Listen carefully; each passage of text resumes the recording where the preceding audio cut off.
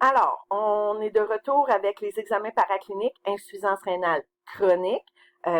Clairement, on va vouloir tester l'urine puisque les reins produisent de l'urine. Ce qu'on va chercher, dans le fond, c'est des trucs qui sont là, qui devraient pas être là, et des trucs qui devraient être là puis qui sont pas là. Dans l'urine, on devrait pas trouver des globules rouges, des globules blancs, des protéines. On ne devrait pas trouver d'albumine. C'est tous des trucs que les reins vont laisser passer à partir du moment où on commence à souffrir d'insuffisance rénale chronique. Euh, Dans le sang, on va trouver de l'urée qui est augmentée et la créatinine qui est augmentée. Puis on va voir qu'il y a deux façons de tester ou de mesurer la créatinine. On parle de créatinine, là, une prise de sang, on a un taux de créatinine X, mais il y a le taux de filtration de glomérulaire de la créatinine qui est aussi bien intéressant parce que oui, dans le sang, ça va nous donner un taux de créatinine qui augmente, mais ce qu'on veut savoir, c'est comment gros le rein est capable de filtrer la créatinine. Puis ça aussi, c'est un examen qu'on va faire, puis je pense que c'est le prochain. Oui. La clairance de créatinine, c'est un test qui est fait par l'urine.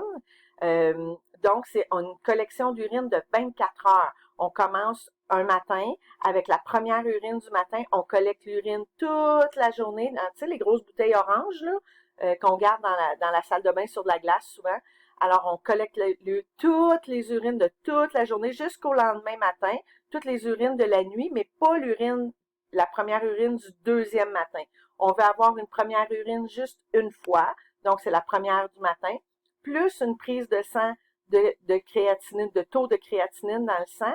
Et au laboratoire, ils vont être en mesure de calculer la créance de créatinine avec le débit de filtration glomérulaire et le taux de créatinine dans le sang. On va être en mesure de mesurer comment vite les reins sont encore capables d'éliminer la créatinine.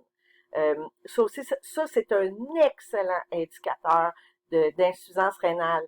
Je dis pas que la créatinine sanguine, c'est pas un bon indicateur, c'est un très bon indicateur aussi. Mais la clairance de créatinine, c'est encore mieux. Le calcul de la DFG, là, avant, je la mettais la formule pour calculer voyons, le débit de filtration glomérulaire, mais c'est pas quelque chose que je veux que vous sachiez comment le calculer. Je veux que vous sachiez comment l'interpréter.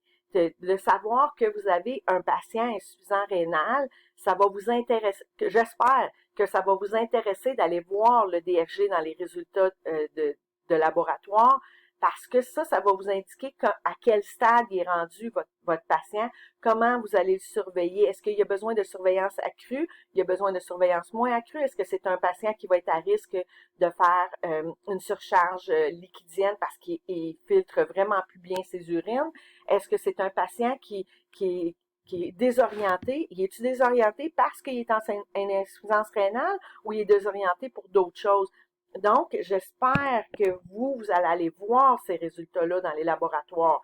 De savoir comment le calculer, ça l'importe peu, là, ils vous le donnent le résultat. Ensuite de ça, d'autres examens paracliniques. Dans les prises de sang, là, on parle du sodium. Tu sais, dans le fond, on va regarder tout ce que les reins sont en mesure ou devraient être en mesure de filtrer. Donc, est-ce qu'ils le filtrent bien ou pas? Les patients qui sont en insuffisance rénale peuvent avoir un sodium qui est normal, mais il pourrait être trop bas parce que, pour deux choses, c'est soit que le patient n'a pas un apport en sodium qui est assez grand, ou le patient souffre de rétention liquidienne qui va faire que son sodium est dilué. Il y a plus de liquide qu'il devrait avoir, donc le sang est dilué, donc le sodium va être plus bas par dilution. Ça pourrait arriver. Le sodium pourrait être normal aussi. L'hyperkaliémie, ça c'est quelque chose là, qui va vraiment, vraiment vous intéresser parce que le potassium, c'est un élément qui est très problématique au niveau cardiaque, qui peut causer des grosses arythmies. Donc, vos patients insuffisants rénaux qui sont pas en mesure d'éliminer le potassium sont à très haut risque de faire des problèmes cardiaques, d'avoir des arythmies. Donc, vous avez un patient insuffisant rénal chronique, c'est quelque chose qui va vous intéresser d'aller voir le résultat de potassium. Il est en train de monter son résultat de potassium? Puis si oui, est-ce que votre patient souffre d'arythmie? Est-ce qu'il souffre de contractions involontaires? Parce que on peut voir en manifestation clinique d'hyperkaliémie des petites contractions musculaires un peu partout sur le corps. C'est assez évident là, quand le potassium est élevé. C'est quelque chose qu'il faut surveiller. L'hypocalcémie, c'est soit que ça va être normal, soit que ça va être diminué. Puis tantôt, j'ai parlé de la vitamine D. Les patients qui sont insuffisants rénal chroniques ont tendance à avoir moins de vitamine D, donc n'assimilent pas leur calcium. Assimile pas au niveau de l'intestin via la nourriture qui passe dans les intestins. Si on n'a pas de vitamine D, on n'absorbe pas le calcium, on l'élimine au fur et à mesure. Donc, c'est des gens qui sont à très haut risque de développer pas de développer, mais de souffrir de fractures osseuses. Le phosphore. Le phosphore, c'est un élément qui est réabsorbé par les intestins, puis il va continuer à être absorbé par les intestins, mais en principe, il devrait être éliminé par les reins et il ne l'est plus chez les patients insuffisants rénaux. Donc, ça aussi, c'est quelque chose à vérifier. Puis tantôt, je vous ai parlé de la formule sanguine ou du fait que les os longs qui produisent les molécules du sang ne sont pas stimulés puisque la glande surrénale n'envoie pas le message aux os longs de fabriquer, par son érythropoïétine, n'envoie pas le message aux os longs de fabriquer les cellules sanguines. Donc, c'est des gens qui vont souffrir d'anémie, autant au niveau hémoglobine, hématocrite, les plaquettes, tout ça, c'est des cellules qui ne seront pas formées par manque d'érythropoïétine. Donc, c'est des patients qu'on va surveiller leur formule sanguine. C'est des gens qui sont plus à risque de faire de l'anémie. Les gens qui font de l'anémie sont plus fatigués, ont plus de difficultés à respirer parce que il y a pas d'espace pour transporter l'oxygène. Donc, c'est tous des trucs on va surveiller. Le bilan martial, c'est vraiment un nom, là, ça s'appelle comme ça dans la plupart des milieux hospitaliers. C'est une série de tests pour vérifier l'anémie et tout ce qui est en lien avec l'anémie. Donc, les taux de fer, les taux de transférine, les taux de ferritine. C'est des patients qui vont avoir des problèmes à ce niveau-là aussi. Donc, c'est important de surveiller ça. On a parlé un petit peu tout à l'heure qu'on pouvait devenir acidose métabolique. Donc, les gaz sanguins, s'ils ont été faits, ils vont nous intéresser puisque c'est des patients qui sont à risque d'acidose métabolique parce qu'ils ne réabsorbent pas le HCO3. Le HCO3 qui est là pour neutraliser l'acide. Donc, par manque de HCO3, on devient acidose. Et c'est des patients qui pourraient devenir léthargiques, montrer une respiration cousmale par une acidose métabolique. Donc, c'est des choses qui vont nous intéresser. C'est toutes des choses qu'on ne peut pas prescrire, mais que si ça a été prescrit, il faut savoir c'est quoi les résultats. Le profil lipidique, c'est les patients avec l'insuffisance rénale ont parfois de la difficulté à métaboliser le cholestérol et un haut taux de cholestérol peut endommager encore plus les reins. Donc, ça aussi, ça va nous intéresser. L'acide urique, là, j'en ai parlé un petit peu tout à l'heure que la goutte, on n'en parlerait pas, mais un rein qui n'est pas en mesure d'éliminer l'acide urique va causer chez certains patients les crises de goutte. Et là, je sais que j'en parlerai pas parce que je ne fais pas le cours sur la goutte, là, cette session-ci, mais la goutte, c'est vraiment une accumulation de ces petits cristaux-là d'acide urique qui vont aller se loger dans des petits vaisseaux sanguins. Souvent, on va voir ça au niveau du gros orteil, on peut le voir au niveau des genoux aussi, mais au niveau du gros orteil, là, c'est ce qui est le plus flagrant. C'est très souffrant. Alors, votre patient insuffisant rénal vous dit « Oh mon Dieu, j'ai mal à un pied, c'est épouvantable, je sais pas ce que j'ai. » Dites-vous, les patients insuffisants rénaux, des fois, ils font la goutte, fait que je vais aller voir s'il y a eu un taux d'acide urique de prescrit, puis si oui, est-ce qu'il est élevé, puis s'il est élevé, est-ce qu'on est en train de le soigner? Là, je vous ai mis des diapositives spécifiques à l'hypercalémie, le haut taux de potassium. Euh, Qu'est-ce que ça fait comme manifestation clinique? Parce que c'est vraiment grave, hein, un taux de potassium élevé. Donc, il faut être en mesure de le reconnaître, même si on n'a pas la prescription ou on n'a pas un résultat sanguin. Il faut être capable de le reconnaître au niveau des manifestations cliniques. Donc, j'ai parlé tantôt d'arythmie. Ça peut aussi causer de la bradycardie, donc une fréquence cardiaque qui diminue. des faiblesses musculaires. Donc, ce patient-là va pas avoir le goût de se lever, va se sentir faible plus que d'habitude.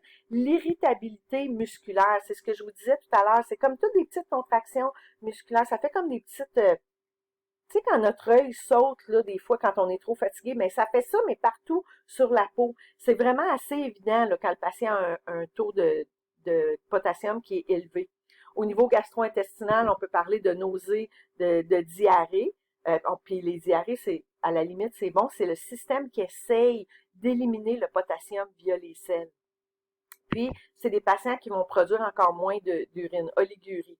Si un ECG au dossier, on va avoir une onde P qui est aplatie et une onde T qui est pointue. Je vais vous le montrer dans la prochaine diapositive, là. Je vous en ai mis. Puis un QRS qui est allongé. Donc, si on regarde ici là, le CG, la dernière ligne en bas, c'est une bande de rythme. T'sais, si vous n'êtes pas capable de lire le CG, c'est pas grave. Dites-vous que la dernière ligne en bas, c'est toujours une bande de rythme. Donc, l'onde P, là, ici, c'est un ECG normal. Là. Alors, ici, on a l'onde P, l'onde P, l'onde P, le QRS, puis l'onde T, c'est celle-là ici. L'onde T, l'onde T, l'onde T. Fait que là, vous voyez que votre onde P est normale. Là, comme d'habitude, elle est un petit peu élevée, pas plus qu'il faut. Le QRS est vraiment pointu, il est étroit. Étroit, là, c'est ça ici, là. Et ça s'élargit pas. Un QRS élargi, ça ferait... Oh mon Dieu, je suis pas capable de dessiner de même, hein? Désolée. On va en voir un, de toute façon, sur l'image d'après. Puis l'onde T, c'est celle-là ici. Elle est quand même un peu pointue ici, mais pas tant, là. Vous allez voir quand on a le potassium élevé, comment ça devient pointu. Donc, on voit ici, on a une onde P, un QRS, là, la largeur du QRS, c'est ça ici. Un QRS qui est normal, puis un onde T qui est relativement rond. Là, ici, on est normal. Là, on commence à augmenter notre potassium. Voyez-vous comment l'onde T, elle devient pointue, comment l'onde P devient plate, puis le QRS s'élargit à comparer au normal.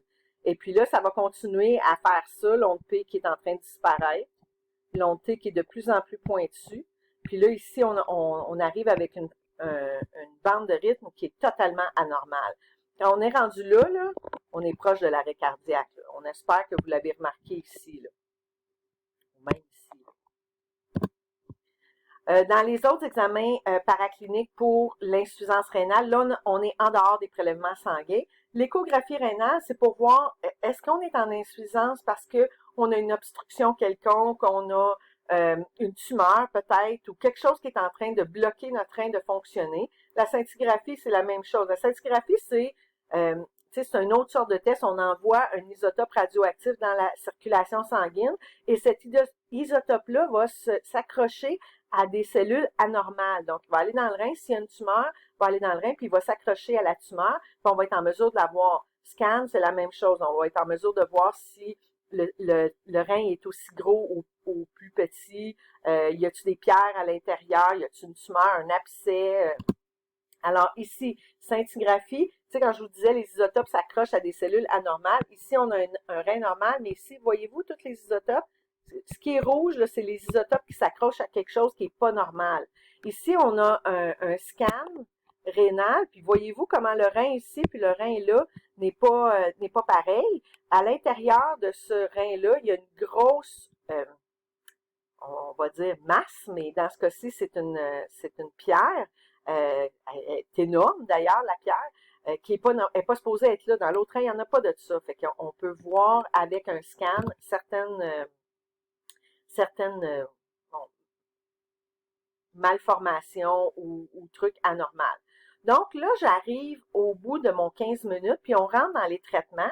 Fait que je vais arrêter la vidéo pour qu'on puisse rentrer exclusivement dans les traitements dans la prochaine capsule.